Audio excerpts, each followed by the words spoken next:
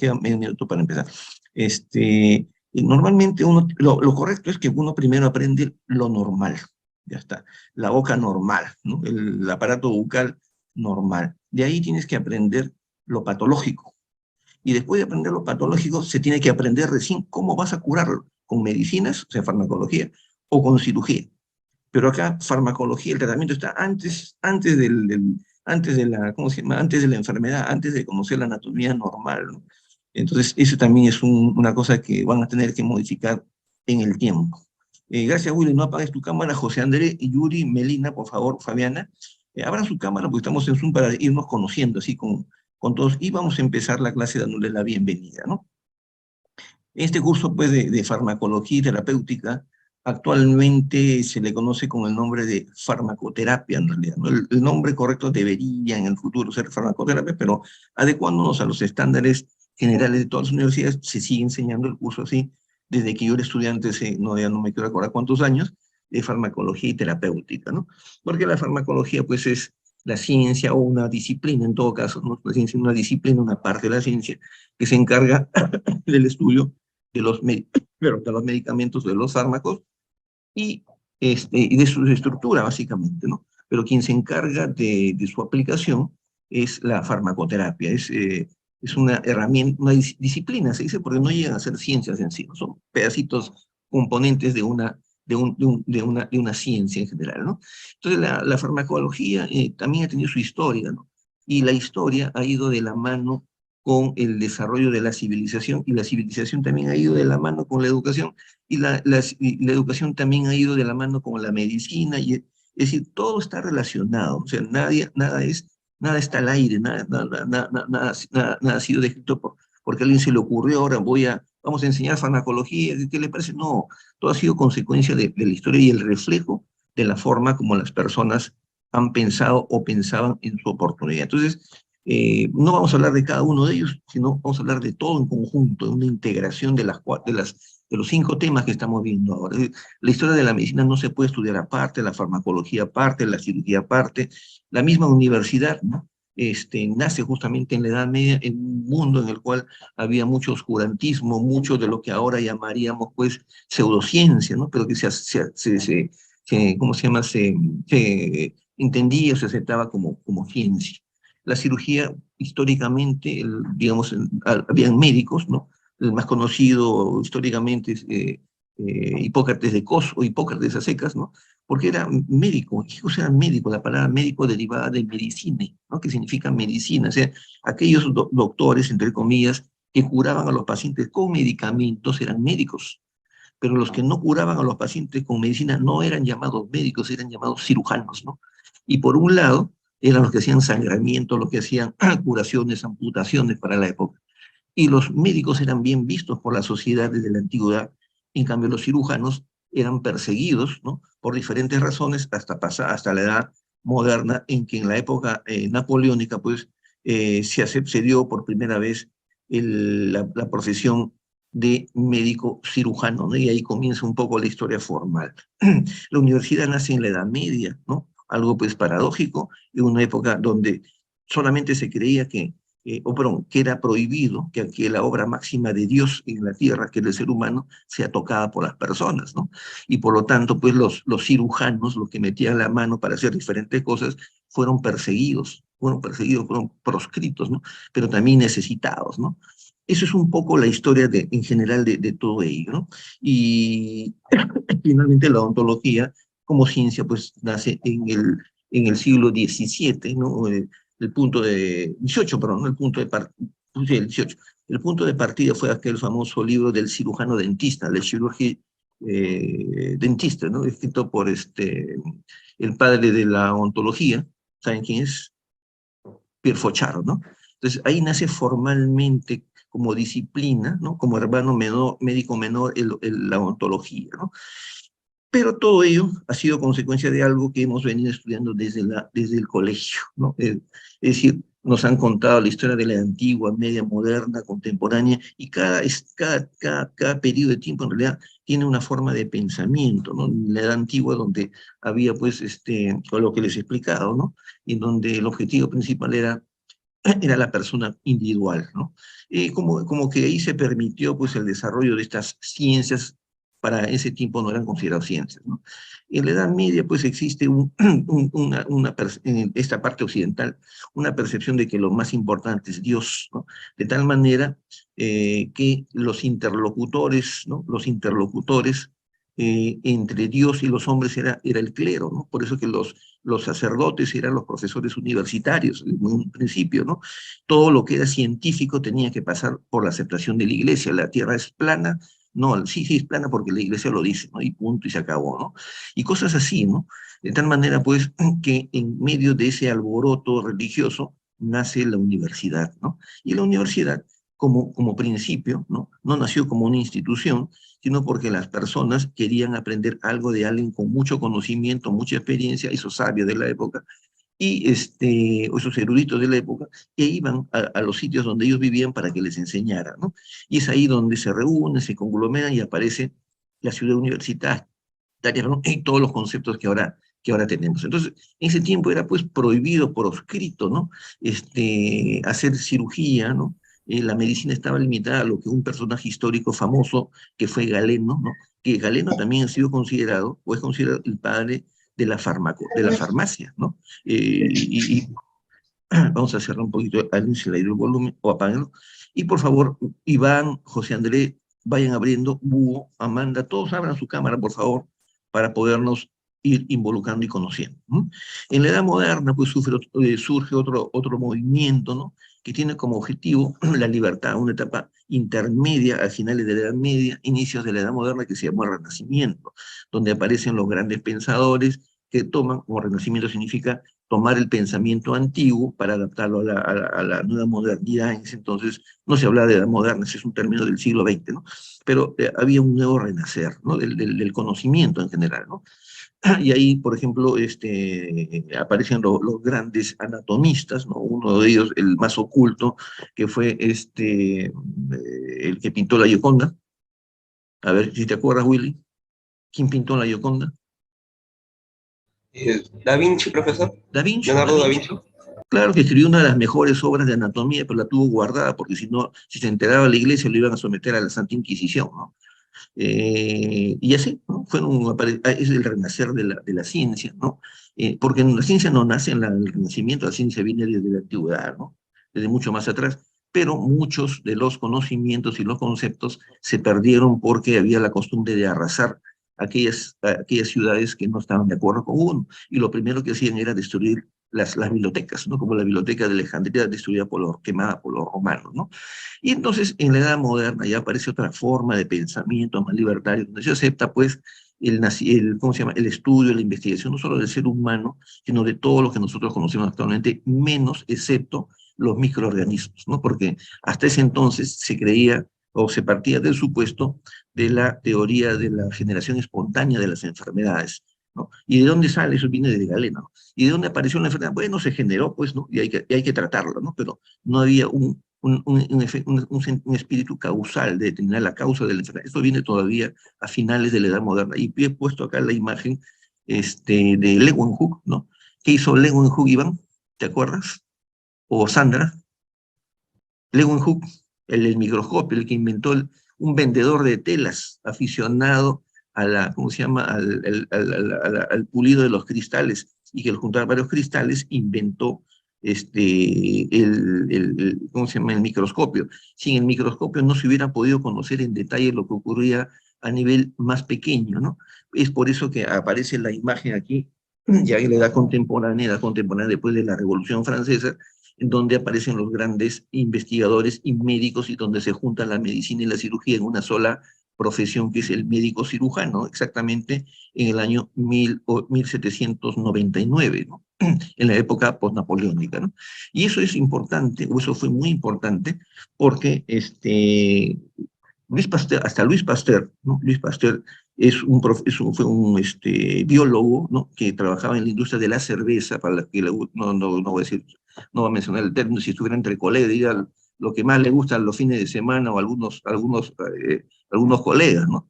en la industria de la cerveza, el fermento, ¿no? Que no se sabía para qué era, pero había que estudiar. Ninguna de esas utilizando el microscopio perdón, ¿cómo se llama? El descubrimiento había mejorado de Leeuwenhoek. Pasteur lo que hace es descubrir, y así lo escribe, un grupo de seres inanimados, es decir, ¿no? Con movimiento autónomo, así le llamó, ¿no? Y ahí nace, pues, ¿cómo se llama? El conocimiento de los microorganismos, ¿no? Por eso es tan importante Pasteur.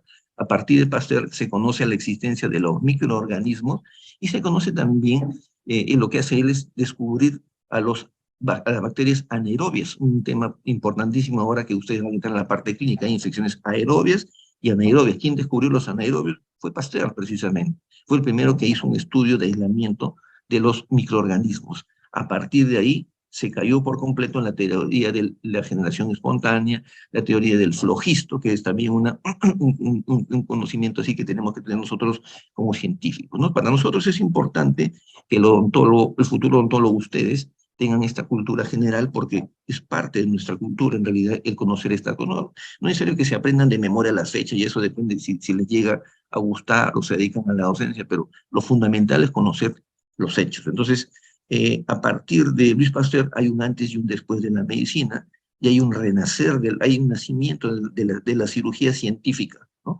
Pero dentro de todo eso, ese proceso en la edad moderna, me estaba olvidando, aparece la figura del doctor Rudolf Buchheim, ¿no? Y lo que hace Rudolf Buchheim es crear, ¿no? O organizar, no sé cuál sea la palabra, se me ha ido, implementar el primer laboratorio de farmacología, por eso que a él se le conoce como el padre de la farmacología moderna. Entonces, estos son hechos en macro, ¿no? Importantes porque la medicina está pues presente desde el nacimiento mismo de las civilizaciones, ¿no? Aquel código hammurabico, ¿no? Que decía ojo por ojo y diente por diente, eso no lo hacían con el propósito de que la persona se muriera, ¿no? Sino de castigarlo, que la persona sobreviviera y que en vida pagaras con su culpa, ¿no? Con parte de su cuerpo, ¿no? Eso significa, eso muestra un conocimiento científico, un conocimiento médico y un conocimiento, en este caso quirúrgico, y un conocimiento farmacológico, porque hay la intención que la persona no se muera. Córtale el dedo, pero que no se muera, y ese tipo no se sabía que era una infección, ¿no? Entonces, desde el código hammurabico está descrito, es más, se dice que Hammurabi era un excelente cirujano, ¿no?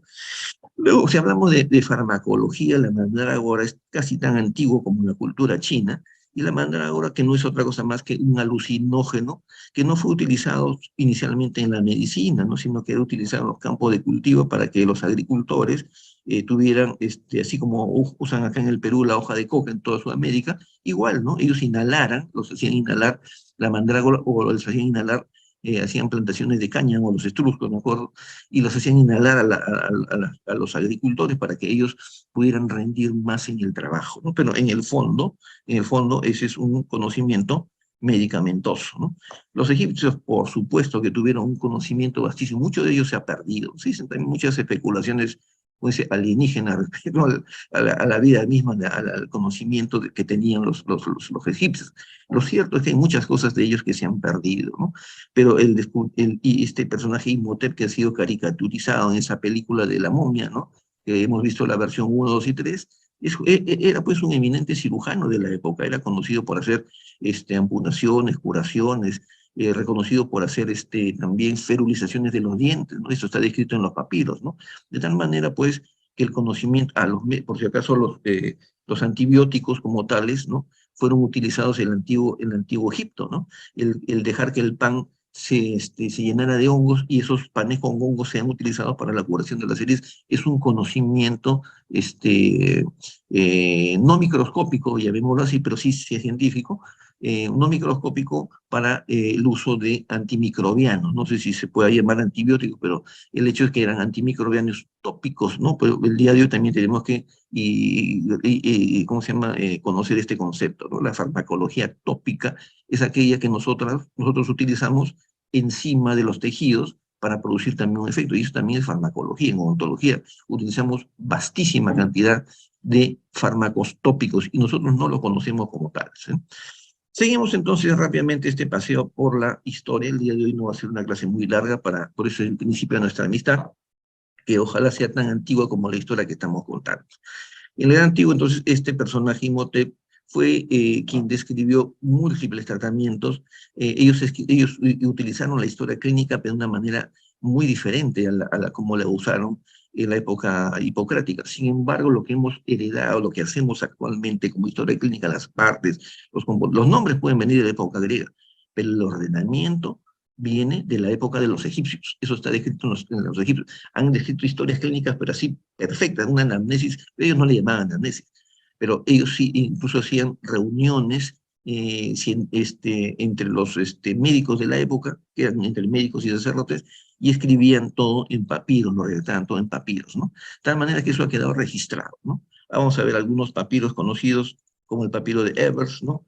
En el cual están registrados, por ejemplo, la forma como ellos trataban las fracturas, ¿no? Este Gesirre también fue un médico connotado de la época, a quien se le reconoce, a quien ha descrito, ¿no? En algunos papiros, cómo ferilizaban los dientes de aquellos pacientes con enfermedad, con infecciones en los dientes, ¿no? Es un poco de odontología también, ¿no?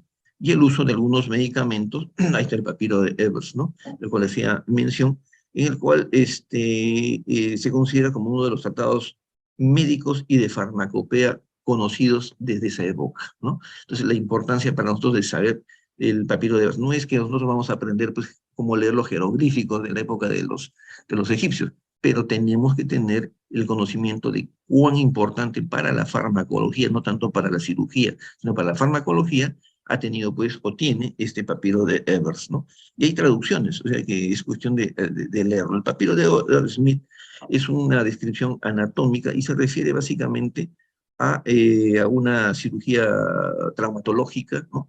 Pero que detalla, describe con mucho detalle el tratamiento de las personas y lo que las personas expresaban, ¿no? Y eso también es importante porque los egipcios hacían redacciones de textos que después eran compartidos por las generaciones siguientes como un parámetro, hay que hacer el ordenamiento, ¿no?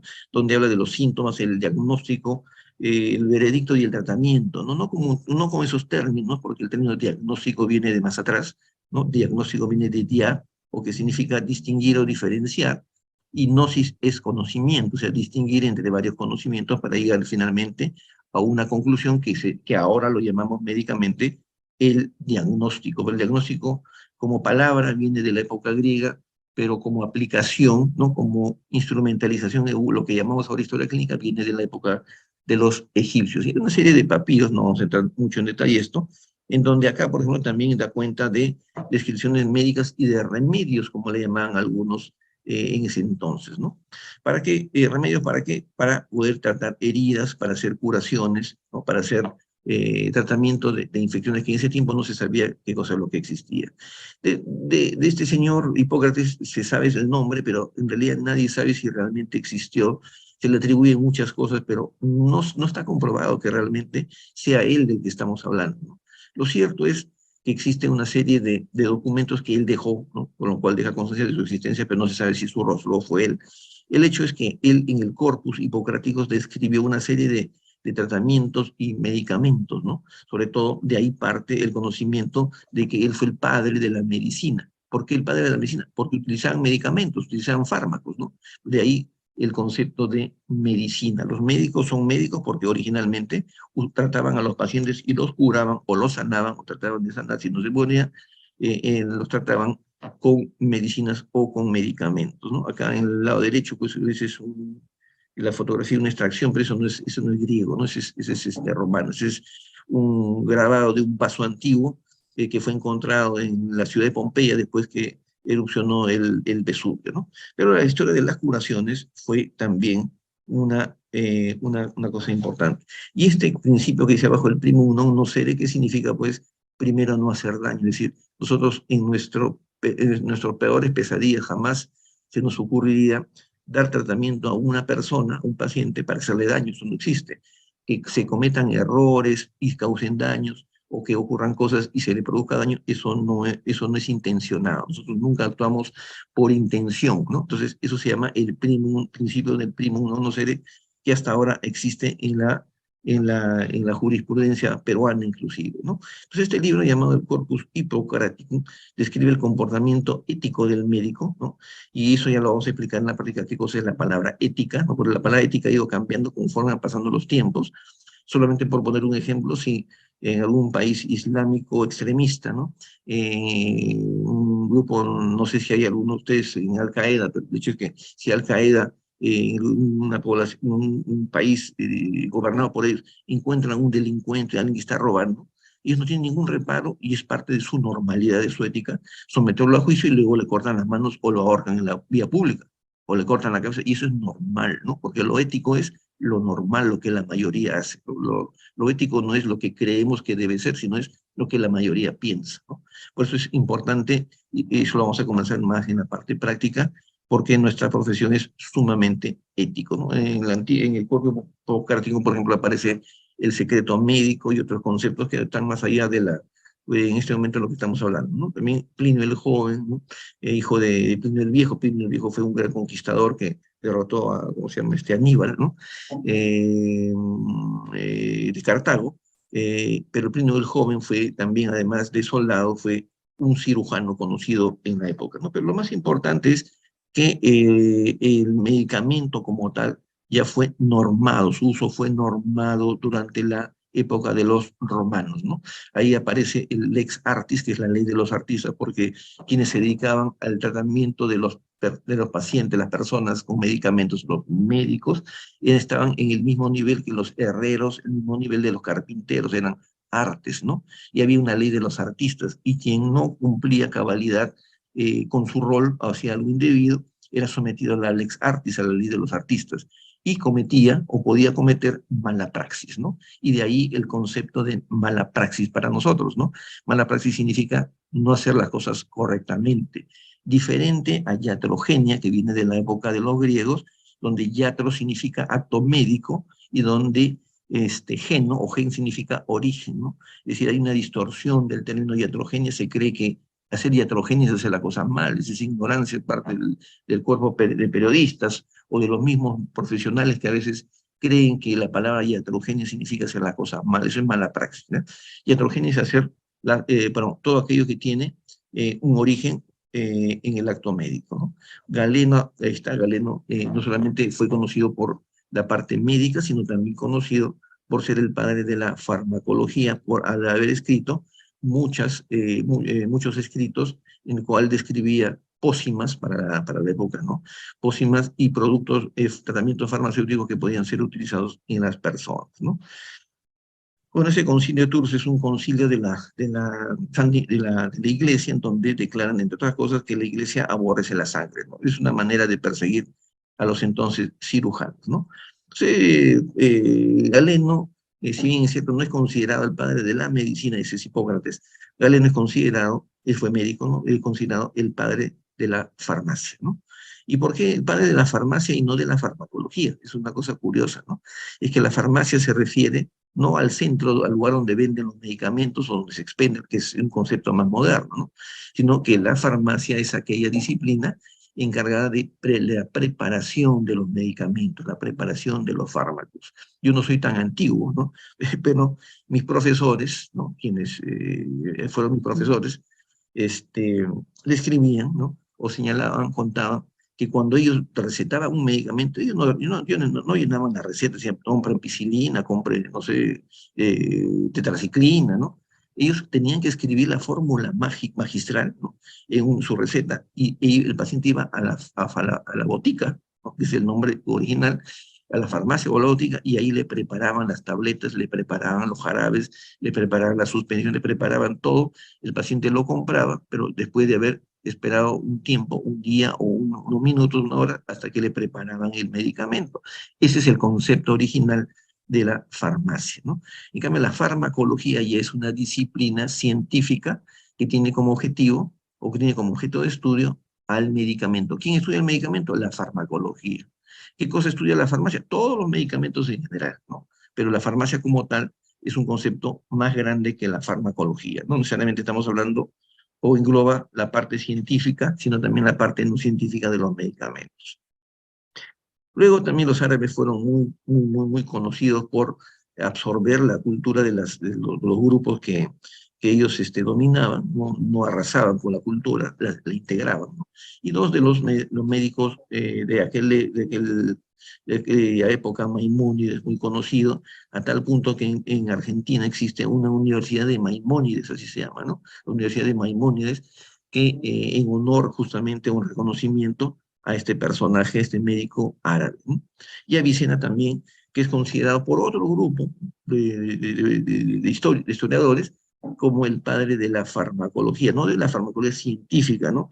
Como fue el profesor Rudolf Buchheim, sino el padre de la farmacología tradicional, ¿no? Porque él no solamente usó medicamentos, sino que le escribió y se sistematizó el uso de los medicamentos, tal como nosotros lo conocemos actualmente, ¿no? Y describe él varias formas de administración, los papelillos, las tabletas, los jarabes, el polvo, los ungüentos. Por ejemplo, si me pudiera decir, Sandra, si pudiera abrir su cámara, por favor. Así como Sebastián tiene la gentileza, Willy también se le dio la cámara.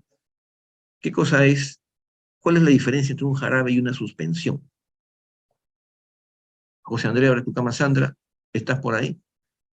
Melina, abre tu cámara. Todos abran su cámara para saber que estamos todos presentes, ¿no? Una de las cosas maravillosas de la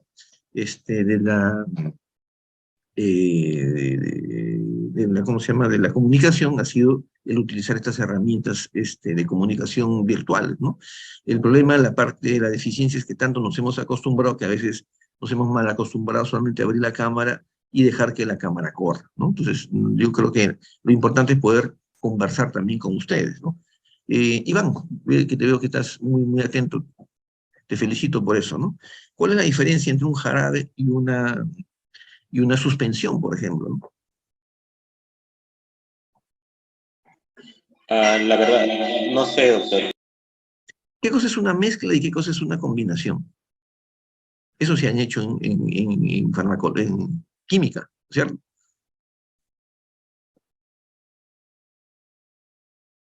¿No te acuerdas? Cuando mezclas un polvo con un líquido, ¿correcto? Y una vez que lo mezclas, se unen y hacen un componente estable, o sea, hacen otro componente que ya no es la suma de los anteriores, eso se llama combinación, ¿no? En cambio, cuando tú mezclas un polvo con un líquido y finalmente después de algunos minutos se precipita el polvo, o sea, se vuelve a separar el soluto del solvente, eso se llama suspensión, ¿no? Entonces, cada vez que el paciente toma un jarabe no necesita agitarlo porque la composición es la misma, pero cuando el paciente toma una suspensión, tiene que agitar el frasco antes de tomar, porque puede estar tomando el polvo, el líquido, donde está muy diluido el componente principal, porque el componente principal está en el soluto, o sea, está en el polvo, y por eso es que tienen que agitar el frasco, ¿no? Y los antibióticos que usamos nosotros, los AINE, los antiinflamatorios, los venden ¿cómo se llama?, en la presentación de suspensión y no de jarabe, ¿no? Y también tenemos ya que aprender después qué es una tableta, qué es una píldora, qué es una cápsula. Es decir, hay una serie de presentaciones comerciales que es importante que nosotros sepamos y conozcamos, y eso viene desde atrás, eso viene desde la edad, desde la medicina árabe. Ellos fueron los que describieron, ¿no? Ellos no usaron tabletas, por supuesto, ¿no? Pero sí usaron los componentes básicos que hemos usado hasta hace algunos años, porque ya no existen básicamente, por lo menos en la medicina humana, existe poco o casi no existen las cápsulas, ¿no? Por ejemplo, miren ustedes qué bonito sería, pues, ¿no? Que nosotros, en el curso que ustedes van a llevar después de exodoncia, no sé cómo se llama, cirugía 1, ¿no? O anestesia, ¿no? Les enseñaran a poner anestesia. ¿Y cómo voy a estar el diente, doctor? Bueno, como dice ahí, ¿no? Ustedes vayan al jardín, estimados chicos, alumnos de Villarreal, toman unas lagartijas y escarabajos sucios, los calcinan y se preparan unos polvos, los ponen en la boca con el índice derecho, ¿no? Y el diente se va a salir solo, ¿no? Ese es un manuscrito que expresa la manera como pensaban, ¿no? Como pensaban quienes practicaban en ese entonces, no la odontología, porque ellos no sabían que eran odontólogos, ¿no?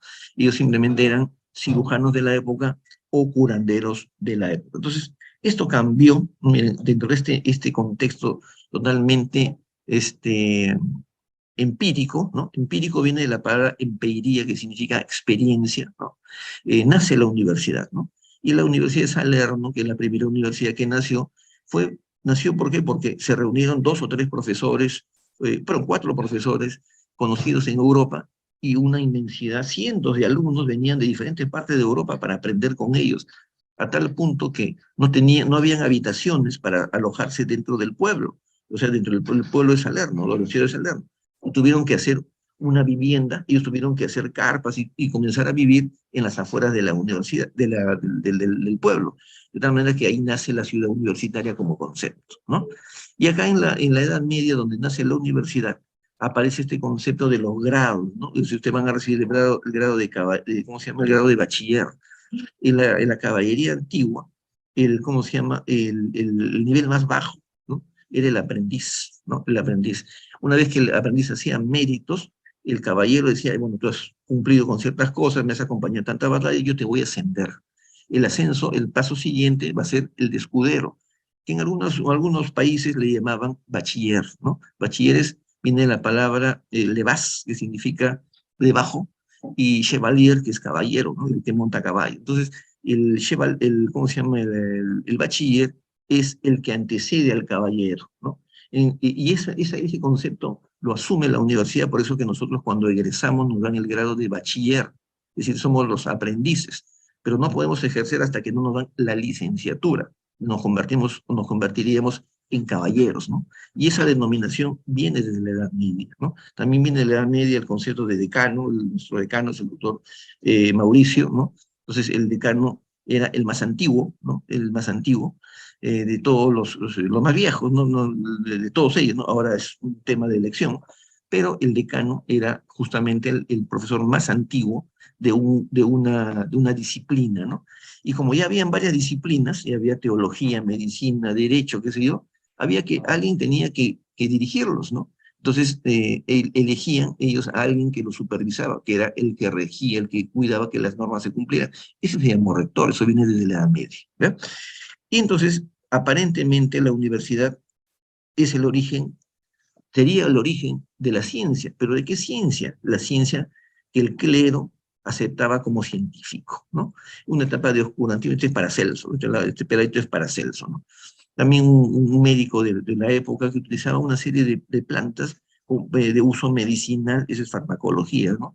Muchos médicos aceptaron después de siglos que ellos también fueron farmacéuticos históricamente, o sea, la farmacia nace paralelo, es tan antigua como la medicina. La farmacia o la farmacología en realidad son más antiguas que la odontología en general, ¿no? Entonces, en este medio de oscurantismo de 10, casi 10 siglos, como repito, nace la universidad y esos términos que ya les he explicado anteriormente, ¿no? La cofradía de San Cosme, que nació en la Edad Media, en el año 1220, si mal no recuerdo, que reunió a los cirujanos de la época y de manera, pues, a escondidas se reunían y de donde se reúnen los mejores profesores de cirugía de la época, ¿no? Y esto prevalece hasta la época napoleónica, donde les reconoce, pues, a los miembros de la cofradía de San Cosme, o sea, los cirujanos, como científicos y los incluyen en una profesión llamada medicina humana, como se le conoce actualmente, ¿no? El título de médico cirujano. La cofradía fue algo así como una logia, ¿no? Formada, oscura, oculta, formada ocultamente por un grupo, al principio por un grupo de cirujanos en la Edad Media y después que se extendió hasta la Edad Moderna inclusive, ¿no? Bueno, en el Renacimiento no hubo tantos descubrimientos farmacológicos, fueron más de tipo médico en realidad, ¿no? Porque se siguió utilizando la medicina ¿cómo se llama?, de Celso, de Paracelso, ¿cómo se llama?, toda la medicina antigua, ¿no?, que venía desde la Edad Media. Aparece la teoría del flogisto, ¿no? Se te hincha la cara, estás mal del estómago, ¿qué ha pasado? Ah, no, pues el flogisto está alterado. ¿Y qué es el flogisto? Yo no sé qué es el flogisto. Entonces, era el oscurantismo que venía desde la Edad Media todavía, porque no se sabía exactamente la existencia de las infecciones, ¿no? No se sabía que la existencia, perdón, de los microorganismos. Si no hay microorganismos, no hay infección, ¿no? Y dos de los representantes más conocidos de la cofradía de San Cosme, pero ya en la Edad Moderna, que son Paré y William Harvey, que es William Harvey, lo que hizo fue describir la circulación sanguínea, ¿no? Tal como la conocemos nosotros. Y en América, en paralelo, ¿no? Porque la historia de la medicina no es europea, no es asiática, también es americana, los médicos, los curanderos de aquel entonces, utilizaban una infinidad de sustancias naturales, ¿no?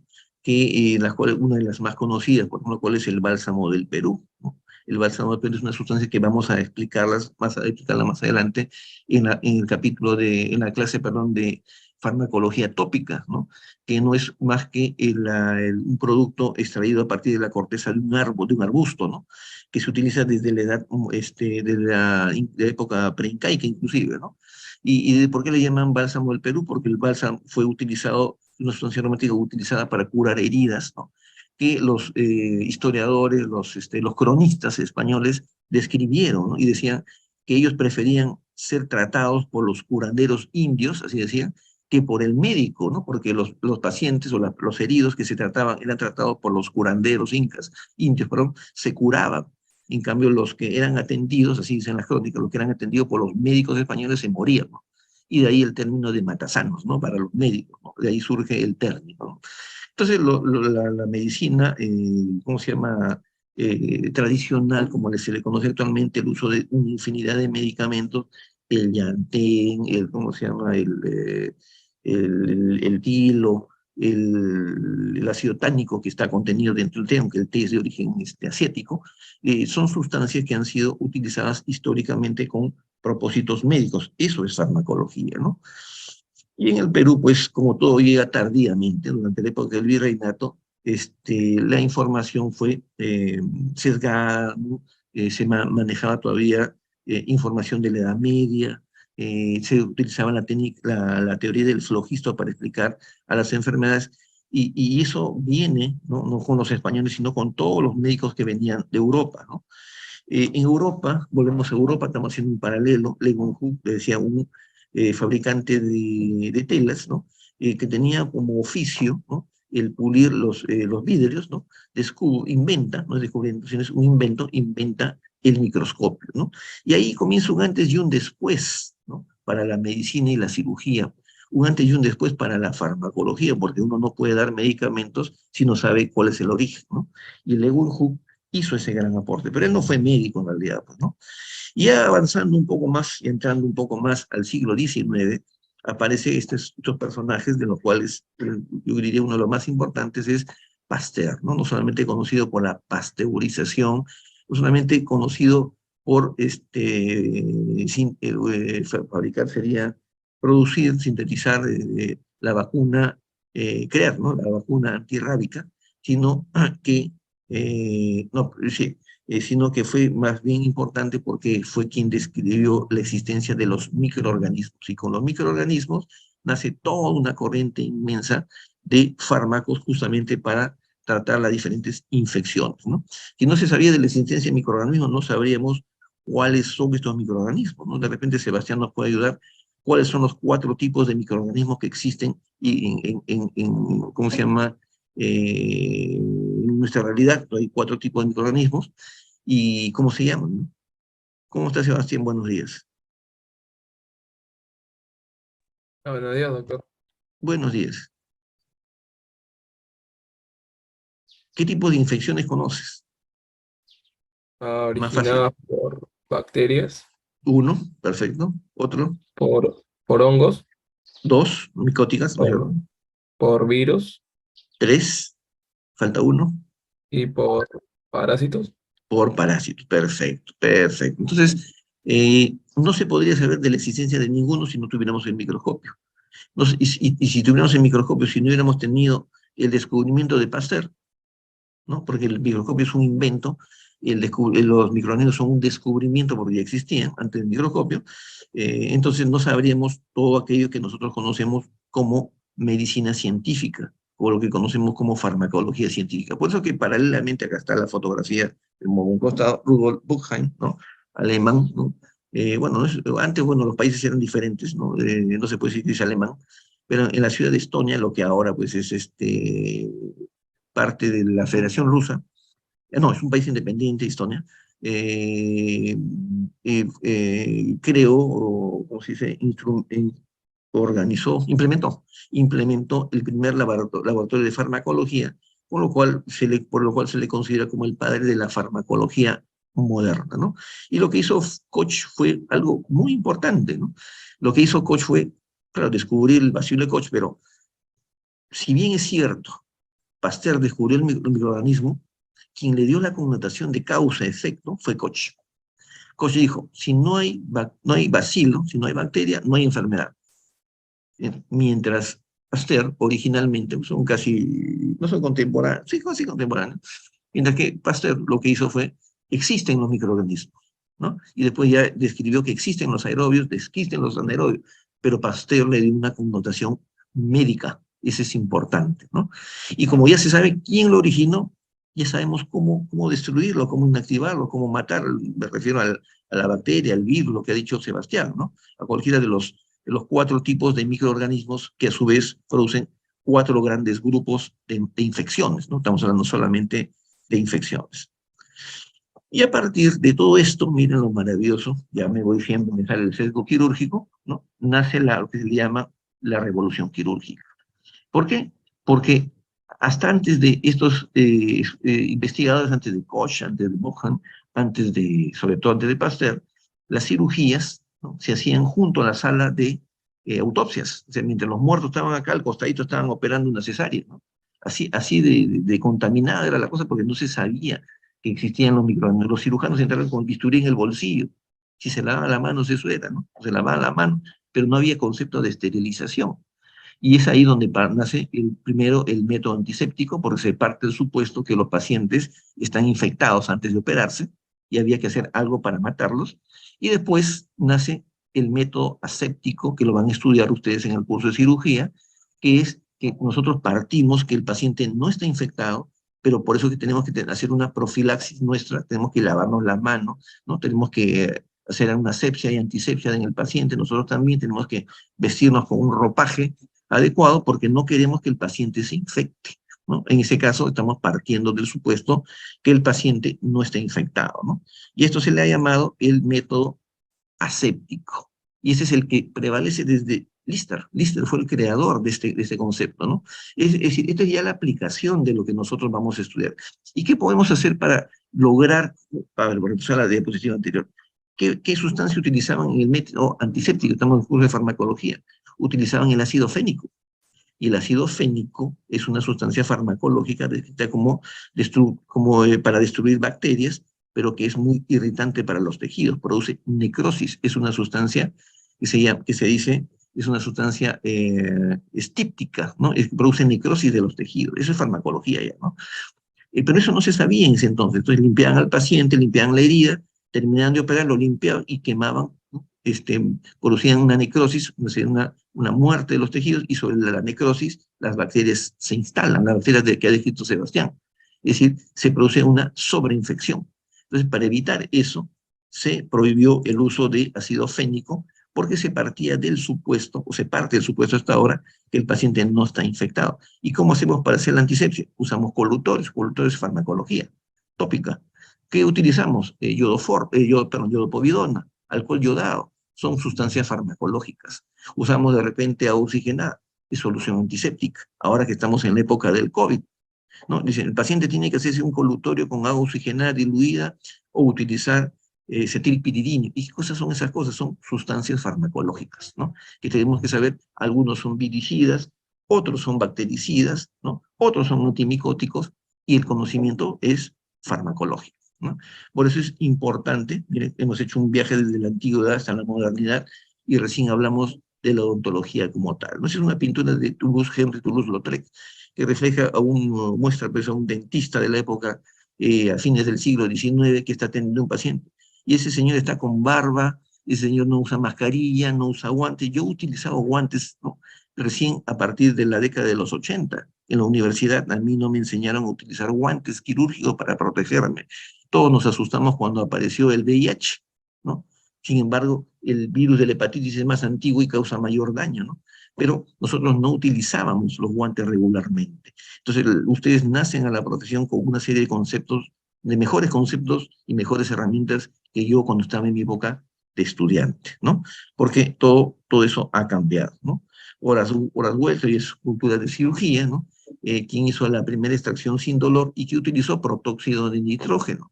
sustancia química. Horace Wells, ¿qué cosa es lo que bueno, es Horace Wells sino la extracción, ¿no? Y William Morton, que es otro personaje, bueno, Horace Wells utilizó el gas de la risa, y William Morton, médico, y primero dentista empírico y después médico cirujano, quien utilizó ya el cloroformo para hacer anestesia general de su paciente, antes de hacerle las extracciones, antes de hacer extracciones dentales, ya extracciones sin dolor, ¿no? ¿Y qué utilizaba Morton? Utilizaba medicinas, fármacos, ¿no? ¿Y qué fármaco utilizó? ¿Qué sustancia? Una sustancia química llamada el cloroformo. Y el cloroformo es una sustancia química descrita o descubierta por Jackson, que es considerado como uno de los padres de la farmacia moderna o la farmacología moderna. Entonces la farmacología está metida en todo desde el origen, como hemos visto, desde el origen mismo de la historia, ¿no? Y cuando viene el descubrimiento, la síntesis de la anestesia, por Einhorn, ¿no? ¿Qué es la anestesia? Una sustancia química, y esta sustancia química lo que hace es precisamente bloquear la conducción nerviosa, impedir que se repolarice la membrana. Hay toda una composición química que está detrás de todo esto, ¿no? Pero antes de aplicar, antes de utilizar esta sustancia por inyección, esta sustancia fue sintetizada cuando no existía la jeringa hipodérmica, no se podía inyectar. Entonces, ¿cómo la aplicaba? Solamente por goteo. Y por goteo, o sea, por instilación, se utilizaba tópicamente en la mucosa y tópicamente en la mucosa nasal. Pero ustedes se imaginan que a una persona le hagan una extracción con anestesia tópica. No va a aguantar. Tenían que emborracharlo literalmente al paciente. Lo emborrachaban, ¿no? Le daban que tomar alcohol, lo agarraban entre una o dos personas y le hacían, como se dice, la extracción con aguantocaína, ¿no? Esa aguantocaína que aguante, pues, ¿no? Ese era lo que mejor se podía hacer en ese entonces, ¿no? Y cuando aparece, pues, Alexander Wood inventa la jeringa hipodérmica, y con el invento de Alexander Wood, recién se puede inyectar la anestesia tal como nosotros la conocemos actualmente, ¿eh? Entonces, no es que la farmacología sea independiente de las otras disciplinas, todas han ido evolucionando de manera progresiva en el tiempo, ¿no? Bueno, me equivoqué, no era Einhorn, sino era Niemann, quien había sintetizado la cocaína, ¿no?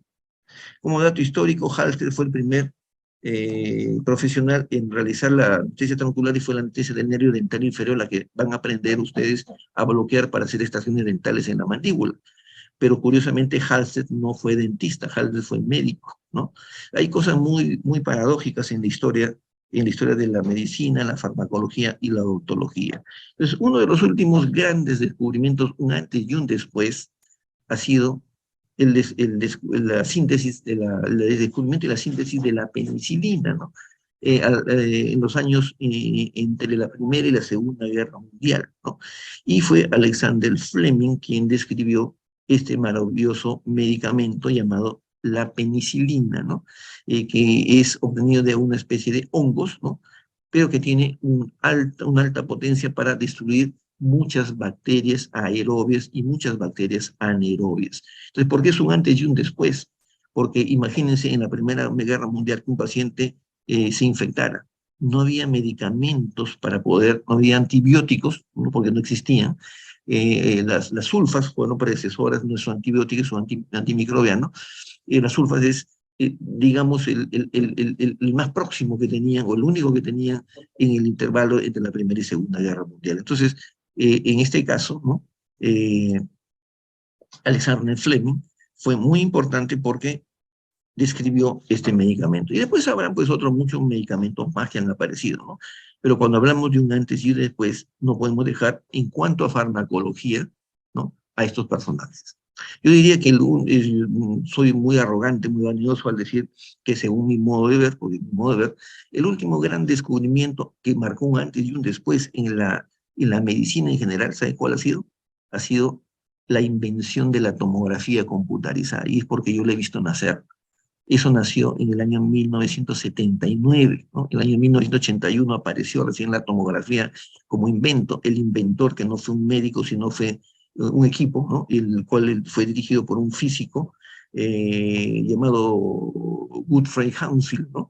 Y que marcó un antes y un después en la medicina porque permitió ver el interior del cráneo, el sistema nervioso central, y permitió también ver aquello que nuestros ojos no veían con la radiografía. Ese ha sido el último antes y después que ha marcado pues radicalmente la medicina, ¿no? Pero eso ya no es parte de la farmacología, pero de todas maneras para que tengan referencia y qué cosas no aparecerán en el futuro, ¿no? Un profesor me decía en la universidad cuando yo era estudiante, decía muchachos, ya en el futuro no se va a estudiar prótesis dental, porque van seguramente a ir ustedes a comprar los dientes y los van a colocar en la boca, ¿no? Sin saber que estaba hablando lo que ahora es la implantología, ¿no? Es decir, el colocar un aditamento metálico de titanio en el maxilar, ¿no? Y en el futuro, acuérdense, se acordarán de mí, ojalá algún día de acá unos 20 años, 30 años, cuando ustedes ya sean profesionales, ya le dirán al paciente que se vaya al banco del cordón umbilical, ¿no? Así, que les hagan un cultivo de células madre y que por favor le traigan un germen de incisivo central superior para que lo puedan injertar dentro de la boca del paciente, porque la tecnología va a avanzar seguramente tanto que va a ser capaz, ni siquiera de repente de colocarlo quirúrgicamente, de repente habrá un modo de introducirlo microscópicamente para que finalmente una locura que estoy diciendo, ya nos quedemos sin chamba, como se dice, para reconstruir, pero con chamba para poder permitir que el paciente tenga los dientes que ahora extraemos de repente por falta de higiene, por descuido del paciente, etcétera, ¿no? Pero lo que nunca va a cambiar es el uso de los medicamentos. Por eso es que este curso es muy importante para todos, ¿no? ¿Para qué? Para que ustedes puedan tener un conocimiento científico de lo que están aplicando, ¿no? Que no sea el visitador médico, bueno, que ya no va al consultorio odontológico, dicho de paso, el que va y le dice, doctor, amoxicilina de 500 miligramos cada 8 horas, ¿no? Doctor, para el dolor le daba ketorolaco cada 8 horas, y cosas así, ¿no? O sea, tenemos que tener un conocimiento científico de cuál es el origen, cuál es la acción médica, cuál es la composición química. Si llegamos, yo creo que va a ser un salto gigantesco ¿cómo se llama? En su aprendizaje y el aprendizaje de los estudiantes de odontología, ¿no? Porque lo que quisiera es poder llegar a ustedes para que puedan aprender incluso a hacer, entender cómo se hace una receta médica y cuál es la importancia de la receta. Es decir, que no se quede solamente en el conocimiento teórico de que aprendemos el dibujito de cómo está, cuál es la forma, la composición química de tal o cual medicamento, sino para qué sirve, cómo se aplica, cómo se come, como se dice, ¿no? Como dicen de hoy, ¿no? De parte de ustedes, más bien, no sé si hay alguna pregunta antes de explicarles cómo vamos a desarrollar el curso. Y por favor, nuevamente les pido que abran su cámara, ¿no? A todos los que están presentes. Yo creo que a partir de la fecha solamente vamos a pasar asistencia, vamos a considerar asistencia a aquellos que abran la cámara, ¿no? Por favor, ya que sea una forma automática para conocernos y saber como amigos con quienes estamos conversando, ¿no? Si que sean, como estamos en el siglo XXI, pueden tomar su cafecito, ¿no? Yo no me molesto, no tengo ningún problema, ¿no? Lo que ustedes tomen como desayuno, lo importante es que estén con la cámara abierta, atentos para poder compartir algunas ideas, ¿no? Melina, no sé si tienes algún comentario, veo pensativa. Doctor, doctor, ¿cómo está? Buenos días. Buenos días. Sí, todo claro. Con respecto al tema del día de hoy. Ya. En cuanto a la práctica, ya al 100% empezamos el lunes con los que nos toquen, ¿no? Ya he conversado con el doctor Merce, hemos conversado esta semana, el doctor Merce Sotomayor, él está encargado de la otra mitad del curso, ¿no? Y ya hemos enviado el sílabus, ¿no? Que no les puedo entregar a ustedes porque tengo que tener el visto bueno del departamento, como trámite administrativo y como corresponde. Ellos me autorizan, me dicen, sí, está autorizado, bacán, y se lo comparto inmediatamente a ustedes para que lo tengan, ¿ya? Eso por un lado, ¿no? Por otro lado, siempre en el curso, desde la pandemia, yo les he implementado a los muchachos un aula virtual, ¿no? En este caso estamos hablando de un aula virtual de farmacología, donde están depositados enlaces de, no sé, videos, conferencias, charlas sobre farmacología, artículos científicos, como para que ustedes se vayan entreteniendo positivamente en la hora en que ya no tengamos la clase, ¿no? Eso no reemplaza la clase de ninguna manera, es un complemento. Es como si fuera pues una pequeña biblioteca, un pequeño libro que ustedes van a cargar las 24 horas y que ustedes van a poder abrirlo y leerlo, ¿cómo se llama? A la hora que ustedes quieran, durante el tiempo que ustedes quieran, y que eso lo pongo a servicio de la facultad, ¿no? Por eso no lo tiene la facultad, porque en la universidad pues no tienen un espacio virtual, ¿no? Como para poder implementarlo, ¿no? Pero en el caso mío yo no tengo ningún problema. Lo único que, como ya le pedí a, ¿cómo se llama? Melina y los otros delegados,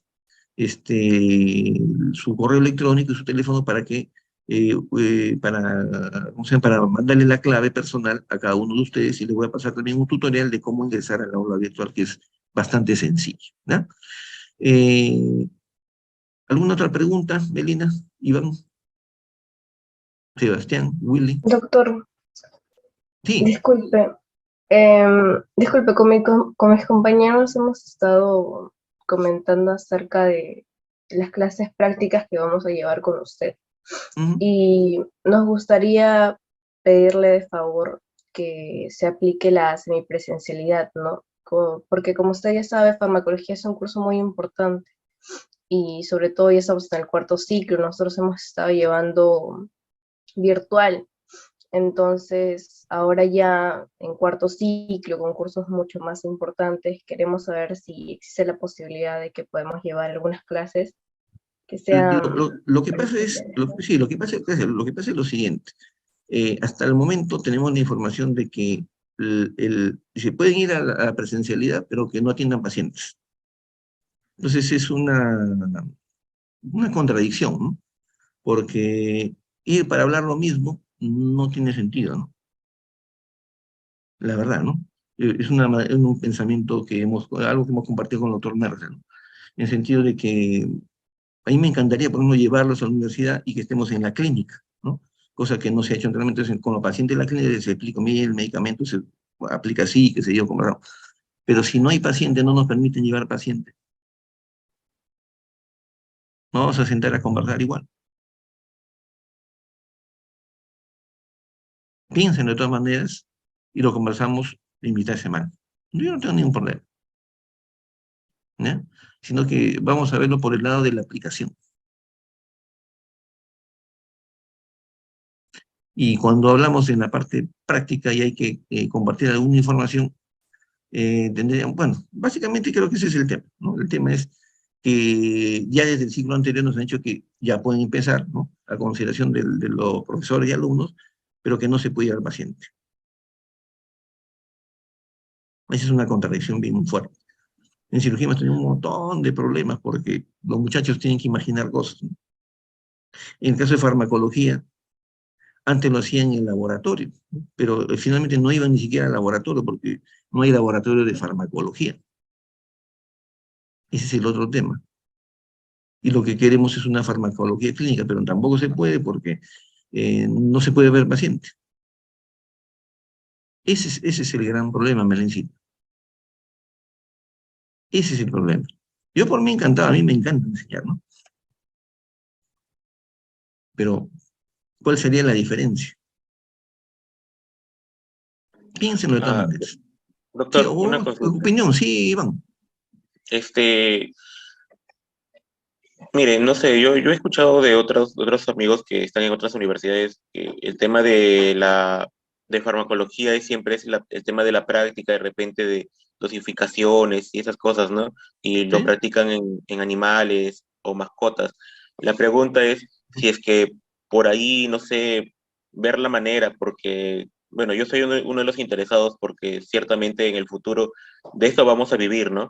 Y de esto Así vamos a es, comer, ¿no? así es. Y me gustaría estar capacitado y de repente afrontar cosas equivocadas en la universidad donde en el futuro, como odontólogo, no me voy a terminar metiéndome en problemas, ¿no? Esa es la razón más que nada que de repente conversando con mis compañeros, ¿no? Que es un curso demasiado importante para poder eh, llevar ya en el futuro, ¿no? O sea, tener conocimientos de muchas cosas. Eso Claro, sería todo. no sé si alguien más tiene alguna opinión. Todas son Doctor, importantes. buenos días. ¿Me Ah, escucha? hola, Zoila. Doctor, buenos días. Sí, justo Bueno, eso es lo que le quería comentar, ¿no? Más que todo es eso, el mecanismo de acción, ¿no? Cómo actúa un fármaco, ¿no? En lo que le comentó mi compañero Iván. Y bueno, en realidad todo esos tiempos hemos estado en la virtualidad, ¿no? Y bueno, el ciclo pasado, algunos cursos sí se habló de los laboratorios. Entonces, la mayoría ahora queremos aprender más, ¿no? Todo mi grupo, todo el salón quiere aprender más. Entonces, no sé si se podría hacer factible de que lo hagamos presencial, ¿no? En este caso también viendo, por ejemplo, por medio de los animales, de ratitas, así, o conejos, hemos visto que demuestran, ¿no?, el mecanismo de acción de cierto fármaco. Entonces, no sé si podríamos hacer lo mismo o adecuarnos de tal manera que no necesitamos un paciente. O entre nosotros mismos, tal vez, una aplicación de lo que son los anestésicos, ¿no? Para ver más o menos cómo, en cuánto tiempo actúan y todo eso. Ya te entendí. Lo que pasa es lo siguiente, lo único que se hace en laboratorio con animales es la parte de anestesia general. Después todo lo demás es conversación. Porque, ¿cómo se puede ver el efecto de un antibiótico en un animal? ¿Cómo se puede ver el efecto de un antiinflamatorio en un animal? Esa es una, ¿no? Y dos, cuando me hablas de anestésico local, este curso es para ver todo lo referente a la composición del medicamento. La aplicación es el curso que sigue, es el curso de cirugía que ustedes van a llevar. En este curso no hay aplicación de anestesia. Eso para mí también ha sido duro entender, pero es parte del contenido del curso. Es la composición química y los efectos de estos medicamentos. Y eso es teórico. Por eso es que para que sea clínico debería verse pacientes, ¿no?, o personas a quienes se ve el efecto de estos medicamentos en la clínica, pero no está, no está permitido, ¿cómo se llama?, el llevar pacientes o ver pacientes.